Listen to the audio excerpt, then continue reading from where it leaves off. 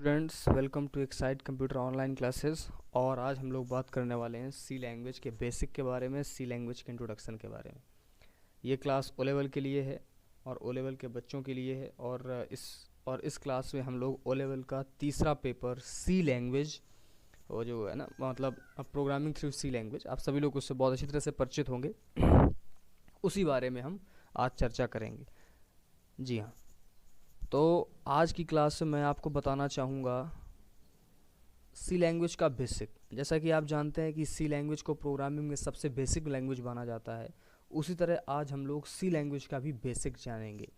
कहने का मतलब, अगर आपको ये कॉन्सेप्ट या ये टॉपिक्स नहीं पता होंगे तो फिर आप सी लैंग्वेज में प्रोग्राम बनाना तो बिल्कुल भूल जाइए।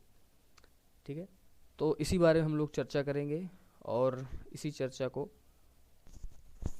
तो आपका ज़्यादा टाइम न लेते हुए मैं इन चीज़ों को स्टार्ट करना चाहूँगा। जी, मैं सी लैंग्वेज के बेसिक्स को स्टार्ट करना चाहूँगा। जैसा कि आप देख रहे हैं, हमारे पास जो चीज़ें हैं उन्हीं चीज़ों से हम आपको पढ़ा सकते हैं। हमारे पास बहुत ही लिमिटेड रिसोर्सेज हैं और उन्हीं लिमिटेड रिसोर्सेज का यूज़ करते हुए मैं आपको पढ़ा रहा हूँ। और मुझे उम्मीद है कि आप लोग भी चीज़ों को समझेंगे और आराम से पढ़ेंगे। तो जैसा कि आप देख सकते हैं, यहाँ पर लिखा हुआ, before we can begin to write serious programs in C, it would be interesting to find out what really is C. कहने का मतलब, सी भाषा में प्रोग्राम लिखने से पहले आपको ये पता होना चाहिए कि सी लैंग्वेज है क्या, या आप लोगों को सी लैंग्वेज के बारे में पर्याप्त जानकारी होनी चाहिए। आपको लगभग काफ़ी कुछ मालूम होना चाहिए, क्योंकि कोई भी टॉपिक जब आप पढ़ने जाते हैं, कोई भी सब्जेक्ट आप पढ़ने जाते हैं, तो आपको उसकी बेसिक नॉलेज होती है, तो वो सब्जेक्ट आपको और अच्छी तरह से समझ में आता है, जैसा कि आप जानते हैं सारी बातें। तो वही चीज़ मैं फिर से आपको एक बार बता रहा था कि अगर आपको इसका बेसिक आता है, अगर आपको इसका बेस तैयार है, तो फिर आपको इसमें कोई दिक्कत वाली बात नहीं होगी। चलिए, उससे पहले मैं आपको एक चीज़ बता दूं। जैसा कि आप देख रहे हैं यहाँ पर सी लैंग्वेज मतलब सी भाषा। और कोई भी भाषा आप लोग डायरेक्टली नहीं सीखते, भाषा को सीखने में समय लगता है। आप लोगों ने हिंदी भाषा सीखी होगी, आप लोगों ने इंग्लिश भाषा सीखी होगी, तो आपको समय लगा होगा। उसी प्रकार से सी भाषा सीखने में भी समय लगेगा। आप यहाँ पर बोलेंगे कि सर, भाषा तो हमने बहुत ही आसान तरीके से सीख ली थी, लेकिन सी भाषा हम लोगों को सुनने में आता है कि बहुत कठिन है, बहुत कठिन। तो ऐसा कुछ नहीं है। जितने डेडिकेशन के साथ आपने हिंदी और इंग्लिश भाषा सीखी थी, अगर उतना ही डेडिकेशन आप इस भाषा को सीखने में लगाएंगे, तो शायद ये भाषा भी आपके लिए कोई कठिन नहीं होगी।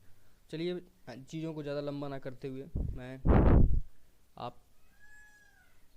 आपका ध्यान इस ओर आकर्षित करूंगा कि सी लैंग्वेज असल में है क्या। तो सी लैंग्वेज एक प्रकार की भाषा है, और ये ऐसी भाषा है जिसकी सहायता से हम लोग प्रोग्राम लिखते हैं। जी हाँ, अब आपको पता है कि प्रोग्राम क्यों लिखते हैं। प्रोग्राम लिखने का सीधा सा मकसद होता है कि एक प्रकार का सॉफ्टवेयर डेवलपमेंट, किसी भी प्रकार के सॉफ्टवेयर को डेवलप करना, यही प्रोग्राम बनाने का पर्पज़ है। और यही प्रोग्रामिंग का भी पर्पज़ है। तो अब प्रोग्राम से सॉफ्टवेयर बनता है, और फिर अब प्रोग्राम कैसे बनेगा। तो प्रोग्राम बनाने के लिए आपको कोई ना कोई एक प्रोग्रामिंग लैंग्वेज आनी चाहिए। वो लैंग्वेज कोई भी हो सकती है, उसमें कोई बड़ी बात नहीं। कोई भी लैंग्वेज आप यूज़ कर सकते हैं। सी है, जावा है, पाइथन है, C++ है, कोई भी। तो हम लोग यहाँ पर सी का यूज़ करने वाले हैं। सी का यूज़ करते हुए ही हम प्रोग्रामों को बनाएंगे। जैसा कि आपके पेपर का नाम ही है, आपके थर्ड पेपर का नाम ही है C language through, I am sorry, programming through C language, problem solving through C language. तो वही चीज़ें यहाँ पर, उसी को ध्यान में रखते हुए हम आगे बढ़ेंगे और देखेंगे कि यहाँ पर जैसा कि बताया गया है कि C is a programming language developed at AT&T Bells laboratory. ऐसे सारी चीज़ें इसमें लिखी हुई हैं, फिर भी मैं आपको एक बार और अच्छी तरह से बताना चाहूँगा।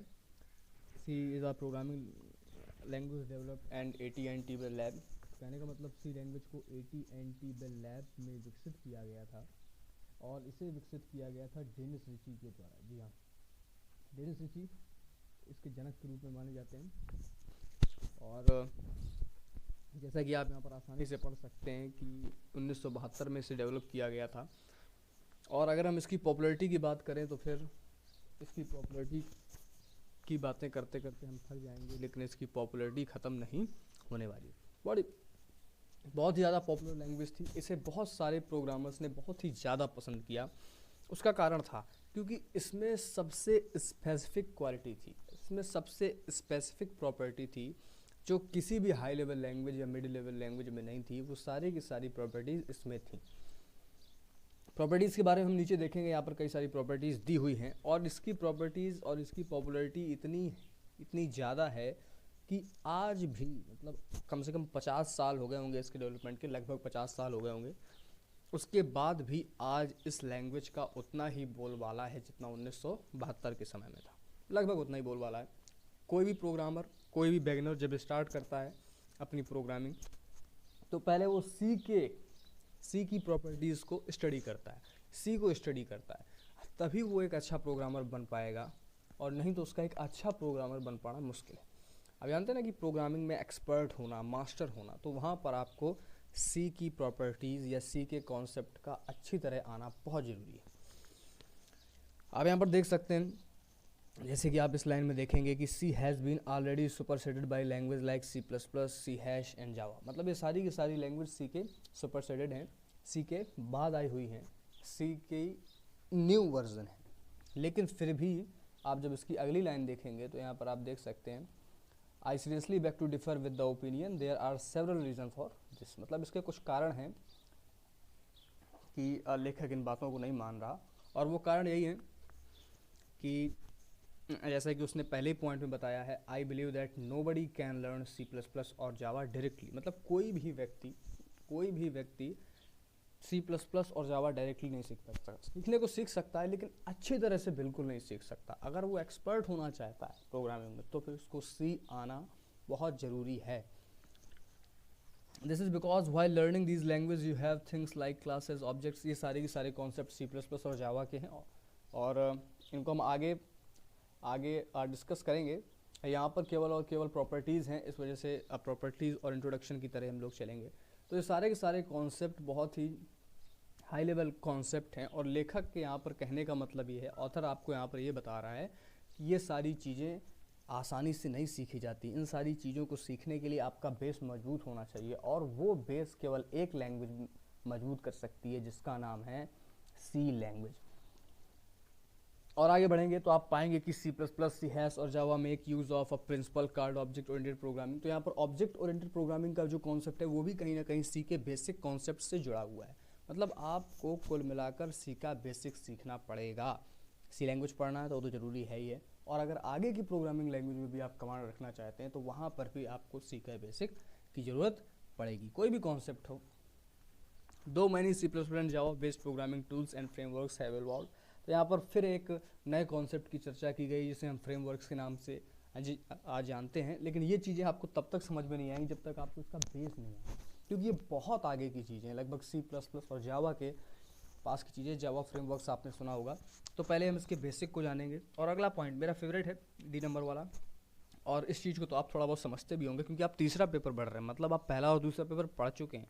अगर आप पहला और दूसरा पेपर पढ़ चुके हैं तो यहाँ पर आपने एक चीज़ ज़रूर पढ़ी होगी जिसे हम लोग ऑपरेटिंग सिस्टम के नाम से जानते हैं। अगर पढ़ी भी नहीं होगी तो आपने इसको अपने दैनिक जीवन में, जनरल लाइफ में काफ़ी ज़्यादा सुना होगा, क्योंकि आप 21 सेंचुरी के बच्चे, मोबाइल लैपटॉप्स तो आपके हाथ ही में रहता होगा, और उसमें आपने एक चीज़ का नाम ज़रूर सुना होगा जिसे हम लोग ऑपरेटिंग सिस्टम के नाम से जानते हैं। जी हाँ, ऑपरेटिंग सिस्टम एक ऐसा सॉफ्टवेयर, एक ऐसा सिस्टम सॉफ्टवेयर जो आपके पूरे के पूरे कंप्यूटर को ऑपरेट करता है, जो पूरी तरह आपके कंप्यूटर को मेंटेन करता है। आपके पेरिफेरल डिवाइसेस और आपके सॉफ्टवेयर के बीच एक इंटरफेस प्रदान करता है। तो वो सारा का सारा आपके कंप्यूटर का कंट्रोलिंग आपके ऑपरेटिंग सिस्टम के हाथ में। जैसे कि उसका नाम है operating system, the system which operates your computer, the software which operates your computer. तो ऐसा सॉफ्टवेयर, ऐसा सिस्टम सॉफ्टवेयर भी, ऐसा बेसिक सॉफ्टवेयर भी, ऐसा इम्पोर्टेंट सॉफ्टवेयर भी आप देख सकते हैं किसकी सहायता से? जी हाँ, सी प्लस प्लस की सहायता से, सी लैंग्वेज की सहायता से बनाया गया है। मतलब लाइनक्स हो गया, यूनिक्स हो गया, विंडो हो गया, मतलब पूरे के पूरे विश्व में बड़े बड़े साइंटिस्ट ने इन ऑपरेटिंग सिस्टम को माना है और इसको बहुत ज़्यादा प्रेस किया है। और उन्होंने ये भी बोला है कि इनको बनाना इतना इजी नहीं था जिस हिसाब से इनको बनाया गया। तो ऐसे सिस्टम सॉफ्टवेयर्स को बनाने में जिस लैंग्वेज का यूज़ किया जा रहा है तो वो कोई साधारण लैंग्वेज नहीं होगी, आप इस बात को अच्छी तरह से जान सकते हैं। तो ये लैंग्वेज है आपकी सी लैंग्वेज। ऐसा नहीं है कि और लैंग्वेज से नहीं बनाया जाता, लेकिन फिर भी अगर यहाँ पर कहीं ना कहीं सी की कोडिंग यूज़ की गई है तो आप सी को हल्के में नहीं ले सकते। ये मेरा फेवरेट पॉइंट था और उम्मीद है कि आपका भी फेवरेट होगा, क्योंकि इसको आप जनरली अपनी लाइफ में बहुत ज़्यादा यूज़ करते हैं। और नीचे आएंगे तो मोबाइल डिवाइसेस या नए नए डिवाइसेस के बारे में जिक्र किया गया है। जी हाँ, आप देख रहे हैं कि बहुत सारी डिवाइसेस आजकल नई नई डिवाइसेस आती चली जा रही हैं, क्योंकि हम लोग 21 सेंचुरी में हैं और धीरे धीरे तो एआई भी आ रहा है। तो इन हर जगह हम लोग प्रोग्रामिंग का यूज़ कर रहे हैं, और जब प्रोग्रामिंग है तो फिर सीधी सी बात है लैंग्वेज भी होगी। और अगर लैंग्वेज है मतलब अगर कहीं प्रोग्रामिंग शब्द आ रहा है तो आप ये मानकर चलिए कि उसका कहीं ना कहीं सी से इंटीग्रेशन है, सी से जुड़ाव है, वो चीज़ें कहीं ना कहीं सी लैंग्वेज से जुड़ी हुई हैं। और अगर सी लैंग्वेज से जुड़ी हैं तो फिर आपको सी लैंग्वेज का बेसिक आना बेहद ज़रूरी है, मेरी बात मानिए। इसी के आगे बढ़ते हुए आप अगला पॉइंट देख सकते हैं 3D गेम्स वगैरह का है। तो कहने का मतलब ये जो गेम्स वगैरह हैं, जब कोई भी प्रोग्रामर किसी भी प्रकार का गेम डेवलप करता है और वो किसी ऐसे कॉन्सेप्ट में आकर फंस जाता है जो उसे कोई लैंग्वेज नहीं प्रदान कर पाती, तो वहाँ वो कभी ना कभी सी लैंग्वेज के कुछ कॉन्सेप्ट्स का यूज़ करके उन चीज़ों को सुधारने का प्रयास करता है। वो सी लैंग्वेज का यूज़ करके अपने प्रोग्राम को बेहतर बनाने का ट्राई करता है। उसी प्रकार से हम आगे देखेंगे तो at times one is required to very closely interact with the hardware devices, since C provides several language elements that make the interaction feasible without compromising the performance. It is the preferred choice of the programmer. तो आप देख सकते हैं कि जब कभी जो है बहुत ही ज़्यादा क्लोजर इंटरेक्शन होता है हार्डवेयर डिवाइसेस के बीच, तो वहाँ पर भी सी लैंग्वेज के कुछ एलिमेंट्स का यूज़ किया जाता है। उसके आगे बढ़ेंगे तो अभी तक मैंने आप लोगों को यहाँ पर सी लैंग्वेज की प्रॉपर्टीज़ बताई, और सी लैंग्वेज की प्रॉपर्टीज़ के साथ साथ सी लैंग्वेज का कुछ इंट्रोडक्शन बेहद ज़रूरी है। लेकिन आप इस इंट्रोडक्शन को और आप पूरी की पूरी सी लैंग्वेज को इंग्लिश लैंग्वेज से मैच कराते हुए चलिए। जी हाँ, जैसे आप इंग्लिश लैंग्वेज सीखे हुए थे वैसे आप सी लैंग्वेज को भी सीखेंगे, चिंता की कोई बात नहीं है। धीरे धीरे चीज़ें आगे बढ़ेंगी, क्योंकि आप जानते हैं ज़्यादा लंबी वीडियो हो जाती है तो फिर उन्हें अपलोड करना और उन्हें प्रोसेस करना काफ़ी ज़्यादा मुश्किल हो जाता है। इसीलिए मैं वीडियो को ज़्यादा लंबा न खींचते हुए अपनी बात को यहीं पर समाप्त करना चाहूँगा, और नेक्स्ट वीडियो में आपके लिए और भी गहरा और भी डेंस इंट्रोडक्शन आपको मैं देने वाला हूँ। यहाँ पर तो केवल हम लोगों ने सी लैंग्वेज क्या है और सी लैंग्वेज की प्रॉपर्टीज़ के बारे में जिक्र किया, लेकिन अगली वीडियो में हम लोग सी लैंग्वेज के बेसिक रूल्स ज़रूर जानेंगे। तो गाइज आज के लिए इतना ही, और बाकी बातें आपको अगली वीडियो में बताई जाएंगी। और एक चीज़ और मैं आपको बता दूं कि ये क्लास पूरी तरह से एक्साइड कंप्यूटर सेंटर की तरफ से है। एक्साइड कंप्यूटर सेंटर, जी हाँ, जो कि बांदा में है, और इन सारी सिचुएशन को देखते हुए बड़ी ऑड सिचुएशंस हैं आप लोगों के सामने, हमारे सामने, सभी के सामने।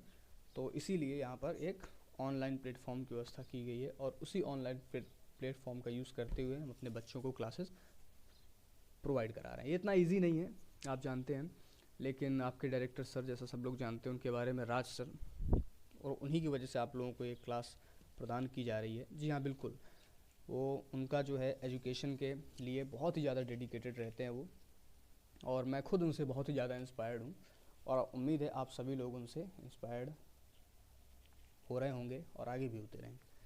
तो आज के लिए इतना ही, बाकी बातें कल की वीडियो में।